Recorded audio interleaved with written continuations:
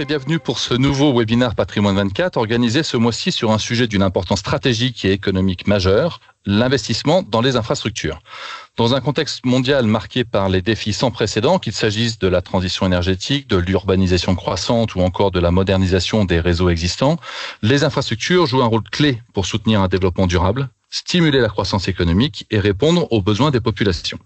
Durant ce webinaire, nous allons explorer l'ensemble des tendances actuelles et futures dans le domaine des infrastructures, les opportunités d'investissement et les stratégies à adopter pour optimiser vos investissements, en tenant compte des risques, des cadres réglementaires et des besoins croissants en matière de durabilité. Alors nous sommes accompagnés aujourd'hui d'experts du secteur, évidemment. On partagera avec eux leur analyse, leur retour d'expérience et leur vision pour l'avenir. Donc nous sommes accompagnés de 3 experts que je vais vous présenter. Donc Louis Roch Burgard. Louis Roch, vous co-dirigez la stratégie Equity chez Infranity depuis 2022. À ce titre, vous déployez un fonds institutionnel amorcé par Generali et des fonds distribués auprès de la clientèle de particuliers de Generali en France et en Allemagne. Avant cela, vous avez passé toute votre carrière en tant que dirigeant opérationnel de sociétés d'infrastructures, couvrant l'essentiel des secteurs de cette classe d'actifs, les infrastructures de transport, d'énergie et sociale chez Vinci, et des infrastructures dans le domaine de l'environnement chez SOR notamment. Louis Roch, bonjour. Bonjour Guillaume. Gino Chenu, vous êtes gérant de portefeuille senior chez AXA IM. Vous avez rejoint AXA IM en 2018 et vous couvrez les stratégies en infra et en capital investissement pour la clientèle individuelle ainsi que des mandats immobiliers européens. De 2013 à 2018, vous avez occupé différents postes chez Amundi, chez AEW Europe et à la Société foncière lyonnaise, en particulier dans les secteurs des bureaux et des commerces en France. Vous avez donc 12 ans d'expérience dans cette industrie du non-coté. Vous avez un master en immobilier de l'ESSEC et vous êtes certifié MRIX. Gino, bonjour. Bonjour Guillaume, bonjour à tous. Et enfin, Philippe Rowe, vous êtes responsable des produits et opérations chez SLAM, donc Swiss Life Asset Management Infrastructure depuis 2021. Vous avez en outre la responsabilité de la structuration et de la vente de produits en infra. Auparavant, vous avez occupé plusieurs rôles en asset management en Suisse et aux États-Unis dans le domaine du private equity et de l'immobilier. Avec 20 ans d'expérience en gestion, vous êtes un expert des produits d'investissement sur les marchés privés. Philippe, bonjour. Bonjour Guillaume, bonjour à tous. Voilà, bonjour à tous les 3. Merci d'être là. Merci de nous accompagner sur ce webinaire et de nous faire partager vos expertises sur la thématique donc des investissements en infra. Peut-être une première question pour vous, Philippe, histoire de positionner un petit peu ce dont on va parler, en commençant par le début. Qu'est-ce qu'une infrastructure et pourquoi est-ce si important, selon vous, cette thématique ? Alors pour nous, les infrastructures, c'est la colonne vertébrale des sociétés modernes. C'est-à-dire, ce sont des sociétés qui sont souvent en possession de structures physiques, qui offrent des services qui sont indispensables et nécessaires pour le fonctionnement, pour nos vies, du matin au soir et ainsi aussi dans la nuit. C'est-à-dire, vous vous levez le matin, vous allumez la lumière, vous faites du café, vous consommez de l'électricité qui doit être produite, transportée et stockée des fois. Vous vous déplacez pour le travail, pour les vacances, en avion, en voiture, en train. Tout le secteur de transport, c'est aussi une face importante de l'infrastructure, des infrastructures sociales telles que les écoles, telles que les hôpitaux et ainsi de suite. Et bien sûr, de plus en plus, la communication, le téléphone cellulaire, l'internet, tout ça, ce sont des infrastructures essentielles qui sont nécessaires pour que tout fonctionne. Et c'est là-dedans que nous investissons. Très bien, merci Philippe. Est-ce que vous partagez cette définition, Louis Roch, chez Infranity ? Est-ce que peut-être quelques exemples pour illustrer cette activité-là ? Puis peut-être en 2 mots, en préambule, resituer Infranity. Autant AXA IM et Swiss Life Asset Management sont des maisons qui sont très connues. Infranity, alors en tout cas de mon côté, c'est vrai que je connaissais moins, mais peut-être repositionner la société par rapport à son actionnaire, peut-être. Oui, bien sûr. Infranity, c'est une société qui est codétenue par Generali, qui a la moitié du capital, et puis des partenaires privés. Elle a été créée pour couvrir en fait l'ensemble des stratégies d'investissement dans des produits typiques de l'infrastructure, la dette d'infrastructure au départ, à son lancement en 2018, et l'equity, l'investissement en equity en infrastructure à partir de un peu avant mon arrivée en 2022. Et sinon, concernant la définition elle-même, oui, totalement d'accord avec évidemment ce qui a été évoqué par Philippe. Il y a, je pense, on peut le voir aussi, 2 générations entre guillemets d'infrastructures. Il y a vraiment les grosses infrastructures très discrètes qui ont été créées à l'origine et qui répondent bien à ces définitions. Ça peut être les autoroutes, les aéroports, les lignes de chemin de fer, même au 19e siècle, ou bien même les réseaux d'eau, puisqu'au début, ils ont été développés sous ce format-là. Et puis, il y a aujourd'hui une multiplicité de nouveaux projets qui suivent justement les tendances d'évolution de la vie du quotidien, et puis les différentes transitions dans lesquelles on est tous engagés. Donc, tout le monde a en tête, bien sûr, la transition énergétique, et avec des nouvelles sources d'énergie, notamment renouvelables. Beaucoup de gens sont des utilisateurs, et nous le sommes aujourd'hui, de la transition digitale, puisque aujourd'hui on fait ce webinaire sous cette forme-là et non plus sous une forme physique. Il y a également toute la transition environnementale, c'est-à-dire comment est-ce qu'on adresse en réalité l'impact de l'homme sur son environnement, et même la transition vis-à-vis de la mobilité, puisque cette mobilité n'est plus celle que nous avons pu connaître il y a quelques années. Et donc c'est vraiment cette définition-là, avec une acception qui passe de très gros projets à une multiplicité de petits projets que des investisseurs tels que nous pouvons financer. Alors, parlons des investisseurs, justement. Gino, chez AXA, est-ce que vous pourriez nous dire en quoi, finalement, cette thématique peut être considérée comme particulièrement attractive pour des investisseurs que nous sommes ? Déjà, en fait, la thématique elle-même, c'est qu'elle parle à tout le monde. Quand on parle d'infrastructure, on s'inclut dans les transitions dont parlaient Philippe et Louis Roch, c'est-à-dire la transition digitale avec, on le voit, l'accélération des flux de données. On voit maintenant l'IA arriver. Ça crée par exemple des besoins énormes en data center, en fibre optique, en tour télécom. On le voit aussi dans la transition énergétique, ce qui crée aussi des besoins colossaux sur tout ce qui va être énergie renouvelable, le verdissement des transports. Et on sait qu'on est au début de ces transitions. Et donc en fait, c'est une classe d'actifs qui est tournée vers l'avenir. Et ça parle aux gens. Ensuite, peut-être d'un point de vue financier, c'est une classe d'actifs qui est orientée sur la génération de cash flow régulier. Ce sont des actifs qui sont en général avec des contrats de très long terme avec des opérateurs sur des durées très longues ils peuvent aller jusqu'à 30 à 50 ans, et donc ce qui offre une très grande prévisibilité des revenus, ce qui est extrêmement sécurisant pour les investisseurs privés. Et puis c'est une classe d'actifs qui est essentielle parce que ce qu'on voit aussi, c'est que les États sont très endettés aujourd'hui, et il y a un vrai écart entre les besoins de financement en infrastructure et ce que peuvent fournir les États. Et donc l'investissement privé fait tout son sens dans la classe d'actifs, et c'est pour ça que c'est à notre sens attractif pour les investisseurs privés. Vous confirmez ça, Philippe? C'est la raison notamment pour laquelle Swiss Life Assurance investit sur cette thématique des infras au travers de l'expertise de Swiss Life Asset Management? Absolument, je suis tout à fait d'accord ce qui vient d'être dit par Gino. Pour nous, c'est devenu un élément essentiel dans le portefeuille de l'assurance elle-même, qu'est Swiss Life, mais aussi de nos clients privés, autres institutionnels ou privés que nous gérons à l'intérieur de l'asset management. Alors, l'élément de la diversification est très important. Je veux dire, l'infrastructure a tend à ajouter de la stabilité à un portefeuille et à un rendement attractif.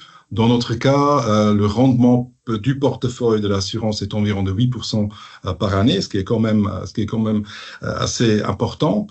Il y a ce côté qui était très important ces dernières années d'assurance, si vous voulez, contre l'inflation. Comme c'était mentionné par Gino, on a souvent des contrats de très long terme qui sont indexés à l'inflation, c'est-à-dire l'inflation vous fait pas mal comparé à d'autres classes d'actifs. Et bien sûr, le côté cash flow pour une assurance, mais de plus en plus, on voit ça aussi pour les investisseurs privés ou bien les caisses de pension, dépendant de certains cas, c'est-à-dire un cash flow qui est visible, qui est planifiable et qui est assez important. Tout ça, ce sont des éléments qui rendent ces classes attractives et, à notre opinion, essentiels dans tous les portefeuilles. Vous confirmez ça chez Infranity là, pour les investisseurs particuliers aussi, cette appétence et finalement l'intérêt pour la classe d'actifs? C'est une classe d'actifs alors qui en plus de tout ce qui a été dit et qui est totalement exact, bien sûr, c'est une classe d'actifs qui est assez décorrélée des autres. Et donc quand on est investi dans d'autres classes d'actifs, on est assez content d'avoir une poche en infrastructure. C'est ce qu'ont fait les grands investisseurs institutionnels au cours des 10 à 15 années qui viennent de passer. Et ce qui s'applique aux grands institutionnels s'applique évidemment aux investisseurs particuliers potentiellement. Donc ça, c'est un point très important. Un deuxième point, c'est que les besoins sont encore très forts. En fait, on n'en voit pas vraiment encore le terme. On est vraiment au début, au milieu de ces transitions et de ces révolutions, mais on n'est pas du tout au bout. Et donc, il y a un trend vraiment très fort de soutien là-dessus. Ça veut dire quoi? Ça veut dire qu'il y a encore de la place pour de nouveaux investisseurs là-dedans, dans une classe d'actifs qui est certes plus concurrentielle qu'elle n'a pu l'être dans le passé, mais qui reste extrêmement porteuse. Et donc ça reste aujourd'hui un bon point d'entrée pour des investisseurs qui souhaiteraient s'intéresser à cette classe. Alors, on viendra à la fin du webinaire sur des exemples concrets de fonds qui sont à disposition de vos clients. Mais Gino, chez AXA, comment est-ce que vous pourriez considérer la manière avec laquelle on peut intégrer de l'infra dans une allocation, on l'a vu, aux côtés d'autres classes d'actifs?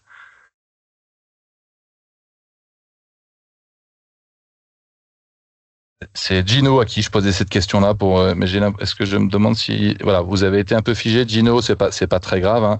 Je suis revenu, je suis voilà, désolé.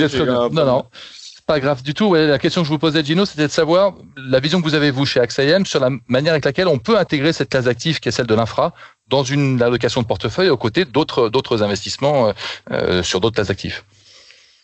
Alors, pour moi, ça reprend la question qui est celle d'avant. En fait, c'est la logique des actifs privés dans une allocation de portefeuille, ce qui était fait historiquement par tous les grands investisseurs institutionnels. Et aujourd'hui, on voit que ça se démocratise, la retailisation de ces produits d'actifs privés dans les portefeuilles des clients privés. Et donc ça, on a les 4 grandes classes d'actifs, l'immobilier, la dette privée, l'infrastructure et le private equity. Et ce qui était dit tout à l'heure est tout à fait vrai, c'est-à-dire que c'est des actifs qui réagissent différemment selon les instants de marché, et donc en fait ils sont aussi extrêmement complémentaires dans un cycle. Et donc ça, c'est une très grande force des actifs privés et dont l'infrastructure fait partie. Ensuite, de notre côté, ce qu'on voit, c'est que ça fait quand même maintenant un certain temps qu'on implante dans les portefeuilles de nos clients privés. Du non-côté, en fait, le grand bénéfice, c'est la baisse de la volatilité, c'est la stabilité du rendement. Et donc ça, on voit que c'est très complémentaire des classes d'actifs liquides traditionnelles. Et ça, je dirais que récemment, on a vu, et grâce à la loi Industrie verte, l'accélération sur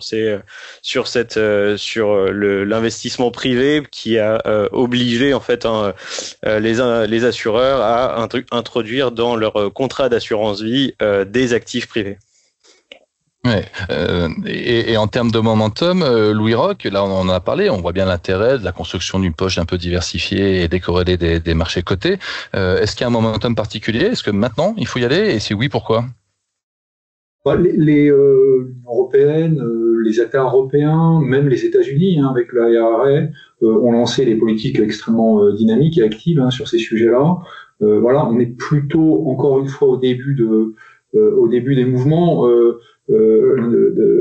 Des intervenants parlaient de l'intelligence artificielle. En fait, nous, on a fait des investissements il y a 2 ans dans les data centers et on se posait la question, par exemple, de savoir si l'intelligence artificielle allait commencer à nous toucher. C'était il y a 2 ans. Aujourd'hui, la réponse ça s'accélère.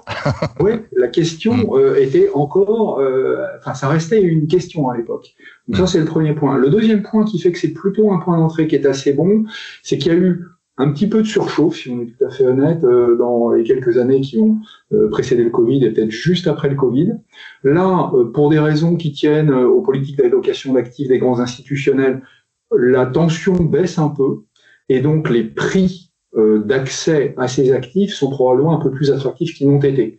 Par ailleurs, il y a une autre chose qui les rend, à mon avis, plus attractifs en ce moment, qui est que les taux montaient, et donc tout le monde était un peu crispé sur ce sujet-là.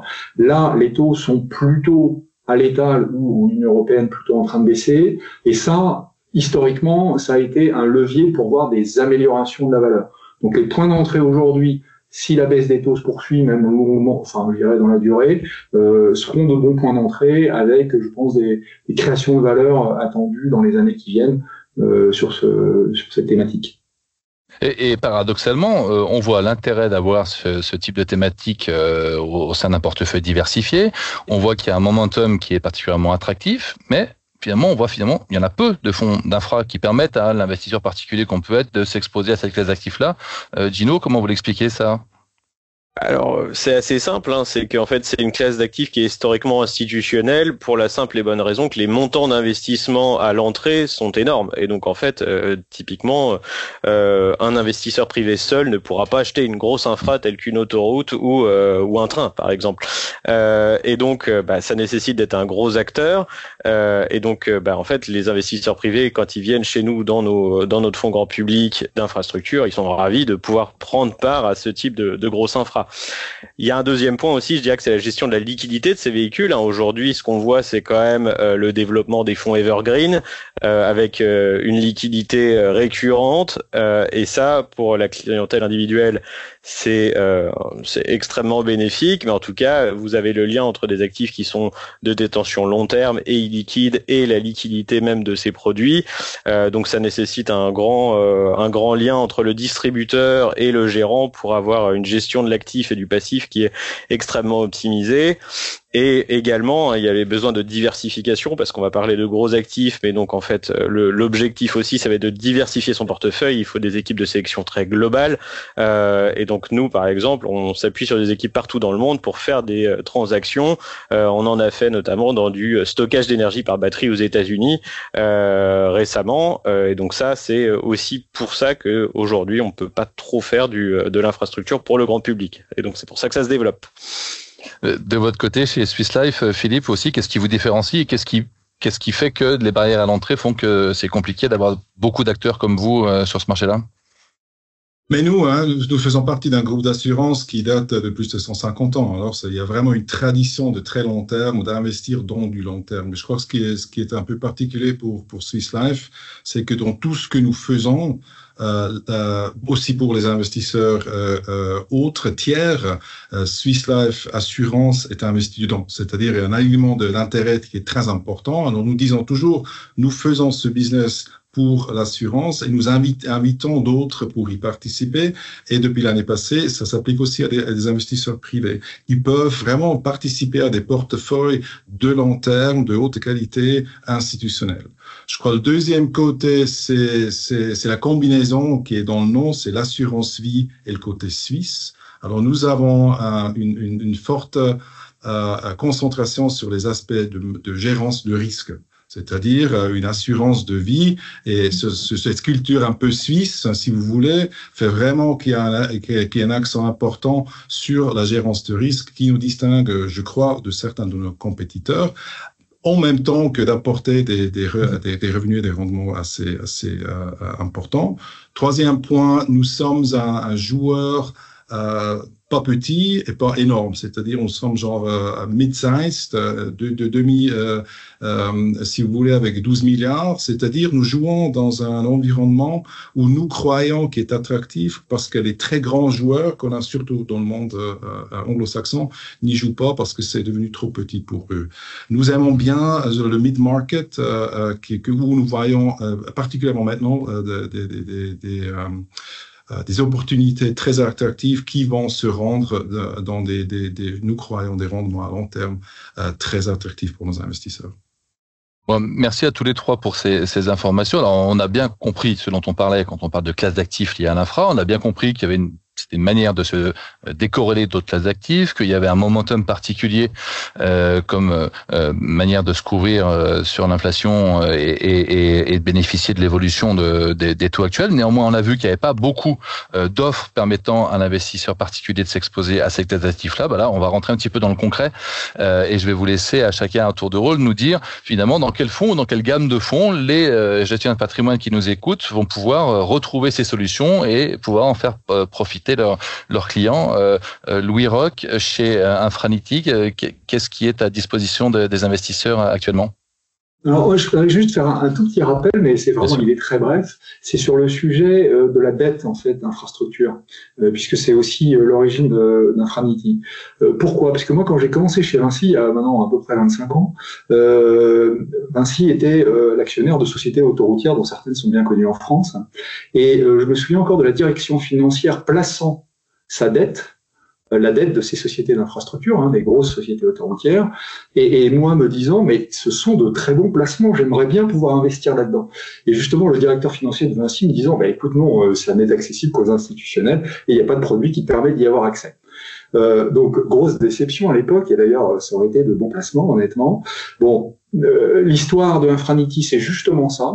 C'est l'un des pionniers dans la dette privée liée à l'infrastructure, avec des rendements qui peuvent être assez bons, évidemment, qui sont inférieurs à ceux de l'equity, mais qui peuvent être assez bons et qui sont, au fond, extrêmement sécurisés, parce que le sous-jacent est un sous-jacent physique très sécurisé et contractuel très sécurisé, comme on l'a dit. La particularité des produits que nous, on commercialise à destination du grand public ou des institutionnels, c'est que justement, ils combinent à la fois de la dette et de l'investissement en equity. Donc moi, je ne suis responsable que de la stratégie equity. J'ai évidemment un pendant et un collègue qui est responsable de la stratégie dette.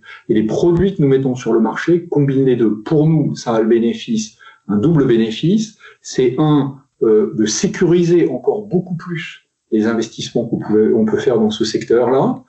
Deux, également contribuer avec du rendement courant, puisque la dette a ce bénéfice qu'elle procure du rendement courant. Certains des investissements en infrastructure le font, en equity le font aussi, d'autres non.